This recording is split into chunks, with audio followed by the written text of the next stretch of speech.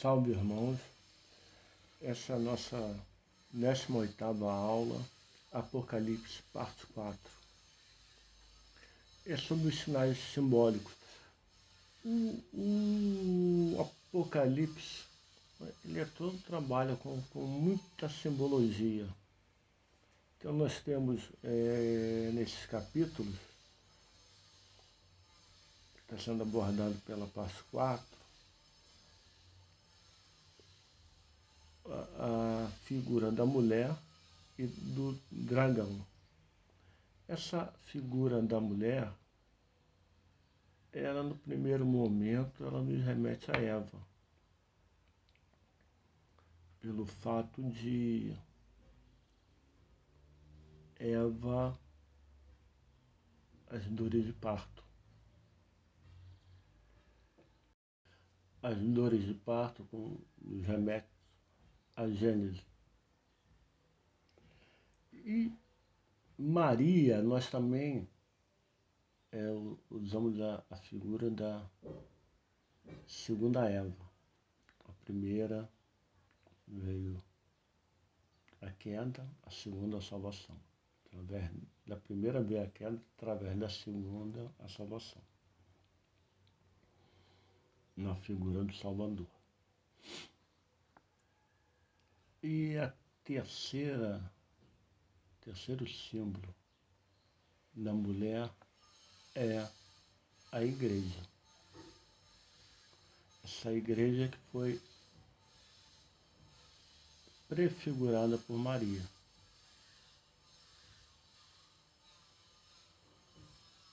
A igreja que ela simboliza sempre a figura da mãe. Então, a mulher do Apocalipse, ela no primeiro momento, ela nos remete a Eva, depois a Maria e finalmente a igreja. Inclusive, nós podemos observar que tem muitos ícones de Maria que tem aquela descrição, a lua aos seus pés, vestida de sol com a coroa de 12 estrelas. Tem muitos ícones de Maria assim, inspirado na mulher do Apocalipse 12.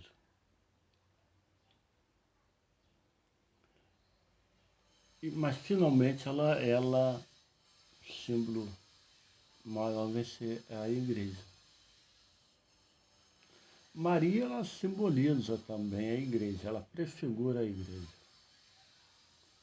Em Pentecostes, quando todos estão reunidos, Maria está ali no centro, quando vem o Espírito Santo, quando a igreja chega na terra, a fundação da igreja, no dia de Pentecostes. Então, até aquele momento, até o surgimento mesmo, a fundação da igreja na terra, Maria é quem a prefigura, como a mãe.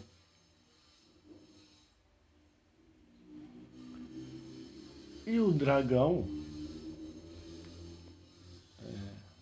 esse contraponto, né? A mulher, ele simboliza o mal, o diabo. Lá na cultura hebraica, lá no livro de Jó, que fala em Satã, essa palavra em hebraico, ela quer dizer acusador, aquele que nos denuncia diante de Deus. Né? Que nem foi a história do Jó. Que Jó era assim, era um grande fiel, porque ele tinha tudo, aí tira, mas ele tem saúde, aí tira a saúde dele. Então, a figura do Satã, o acusador, tem papel oposto do Paráclito. O Paráclito é o nosso advogado, nosso intercessor. O Satã é o nosso acusador. É quem nos denuncia. Então, essas são as figuras que a gente tem que ter em mente. O resto é alegoria. O próprio termo dragão, fogo, massa, enxofre, isso aí tudo são alegorias. Chifre, essas coisas tudo é tudo dentro de um simbolismo que era muito próprio da época. Então, quando fala que o dragão, por sua cauda, arrastou 1/3 das estrelas do céu, está se referindo à queda dos anjos. De 1/3. 1/3 de milhares. Sem número, eles não têm isso. Eles não sabem. Qualquer número que a gente falar é arbitrário.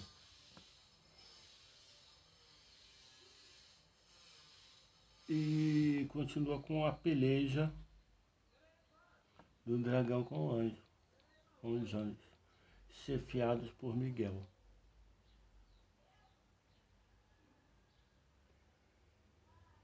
Eles são vencidos e atirados na terra, em direção à terra. Falando na terra, para a terra e para o mar.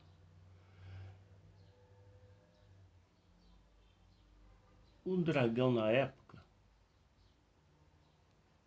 em que foi escrito, que foi revelado, ele simbolizava também o Império Romano. Era o grande demônio ali da terra, principalmente para os cristãos. Nessa época, o imperador Domiciano era implacável, odiava os cristãos. Então, esse dragão tem também a simbologia da época, que nós podemos fazer as transposições, né, que é a contextualização.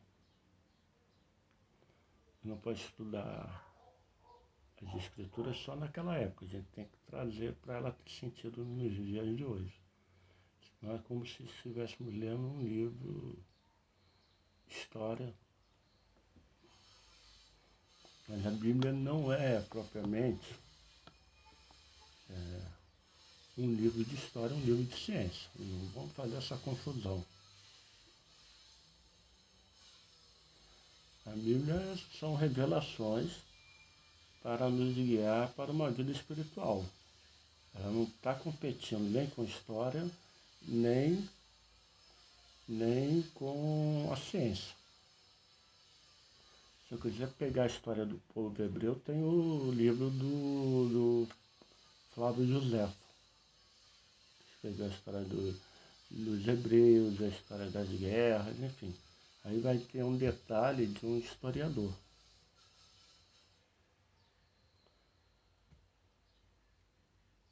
Agora, se eu quero uma revelação, estudar a revelação, para nos conduzir ao caminho da salvação, aí é a Bíblia. Não vamos fazer essa confusão que nem a gente vê por aí, muita gente fazendo competição entre a Bíblia e a ciência, aí é um absurdo.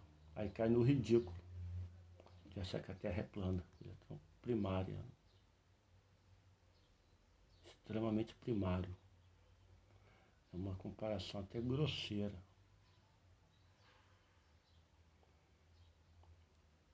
A curvatura da Terra foi percebida há séculos pela história da humanidade. Você não precisa nem ser muito esperto, é só chegar em um cais, uma doca, e ver um navio que está distante, quando ele começa a aparecer pela ponta,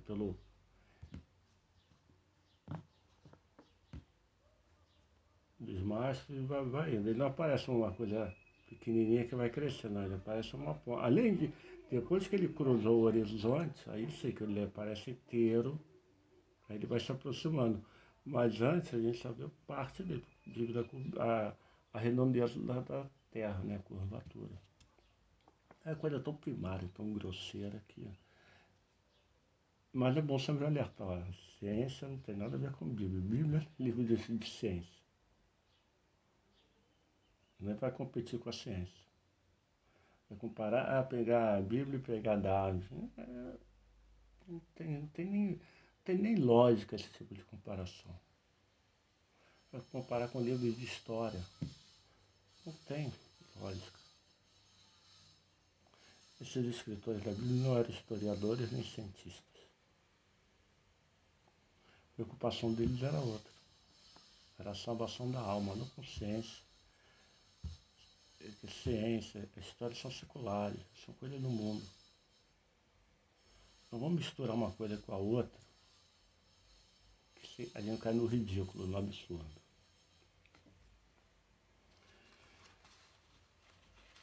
E dando sequência desse simbolismo, fala-se em duas bestas. A primeira que emerge do mar.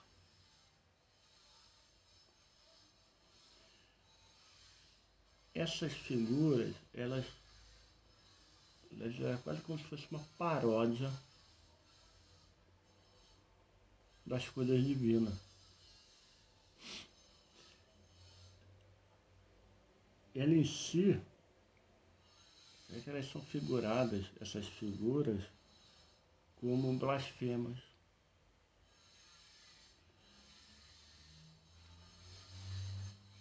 A besta, ela representava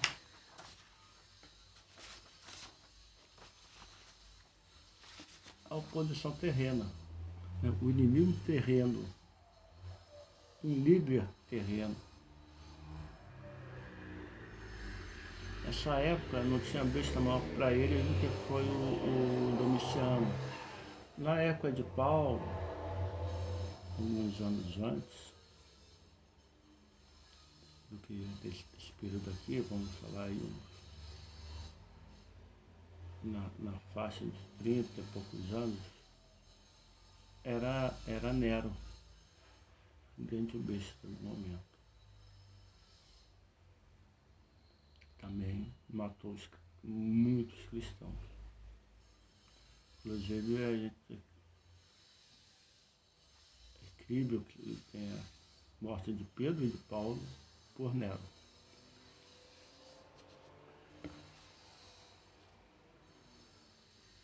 E aparece escrito, quem é semelhante a besta? Isso é para fazer uma paródia, foi tipo uma paródia com Miguel, que é o nome de Miguel, que é quem é como Deus. Então, quem é semelhante a besta? Nessa época podíamos falar em imperadores romanos.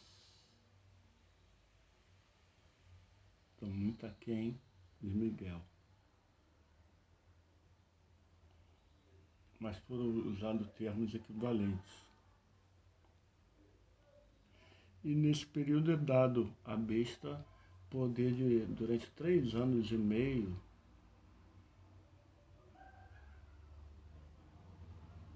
em que o povo de Deus tem que manter a sua resistência firme. Até porque aparece um falso profeta, que seria a segunda besta, que constrói ídolo, porque havia nessa época, estavam construindo ídolo, imagem de Nero, para ser adorado como um deus. E de outros imperadores. E muitas pessoas cederam a isso.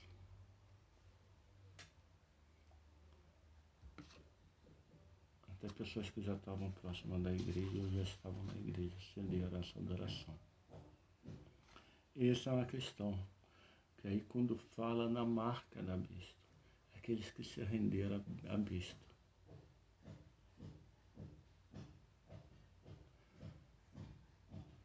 É tipo uma pessoa que hoje é batizada, recebe a marca da cruz, o sinal da cruz, e daqui a pouco vai adorar um ídolo. Então todo esse contexto está em torno disso. Para aquele simbolismo da besta 666, isso aí não se tem certeza de nada. Tem hipóteses, especulações, nada de concreto, nada de real sobre isso. E eu acho mesmo assim, eu acho muito fraca as colocações com relação a isso. Eu nem uso aqui no nosso texto, porque é tão fraca, tão pobre. É uma informação que é muito própria talvez daquela época. Ficou perdida no tempo. As escrituras são precárias, naquela época é difícil escrever e conservar, né? Só para esse material ter chegado até nós, já é um grande milagre. Da mesma forma, quando se fala nos 144 mil dos remidos, né? Do Cordeiro, isso também é uma linguagem simbólica, né? Que algumas denominações por aí acham que vão ser salvos 144 mil. É o produto de 12 as tribos de Israel e 12 mil, quer dizer, mil naquela época que se fala mil é incontável. Porque eu acho que muita gente, a maioria não devia nem saber contar.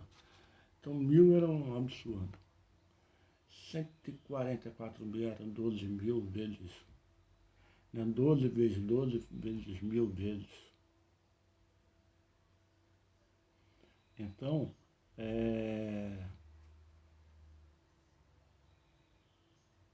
um número assim calculável, um número muito grande que eu queria falar. E correspondia a todas as tribos que tinham sido dispersas pelo mundo afora, né? Pela Babilônia. Só no exílio da Babilônia são 10 tribos que são dispersas. Tanto é que quando volta do exílio, só volta a tribo de Judá e Benjamim, que era pequena, já era uma tribo pequena. Inclusive São Paulo é da tribo de Benjamim. E alguns levitas. Os levitas vinham dispersos entre as tribos, que não tinham terra. Não tiveram herança. É por isso que eles recebiam dízimo, porque eles não tinham herança, eles não tinham terra, não tinham onde cultivar, eles não tinham como se manter. Então os levitas dispersam um número pequeno e o grande número de judeus. Por isso que a gente até hoje chama eles todos de judeus. Judeu virou sinônimo de hebreu.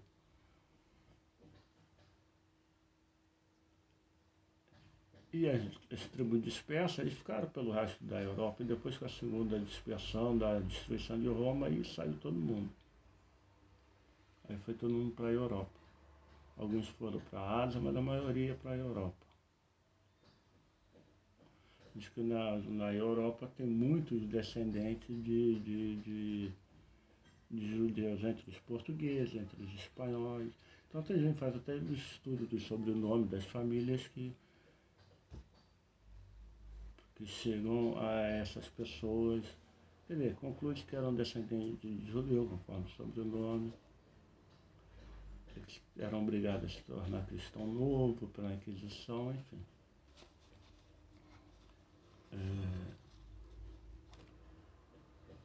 Então, esse número era um número também simbólico, como tudo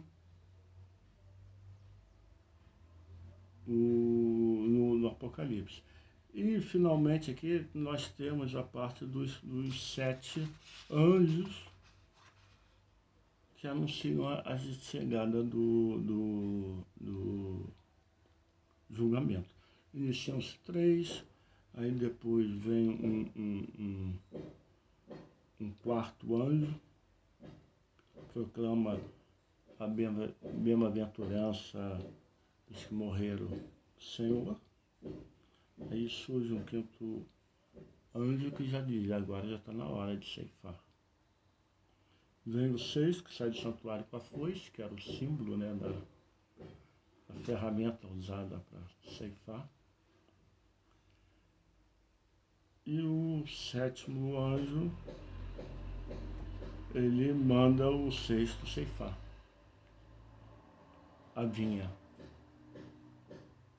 Está na hora. E aquilo vai para o lagar, que é onde as uvas, né, são esmagadas para produzir o vinho. Esse termo lagar também, como ali é onde é esmagada, as uvas são pesadas, ou com máquinas, ela simbolizava a ira de Deus. Então, dessa maneira, a gente fecha essa parte 4. Graça e paz.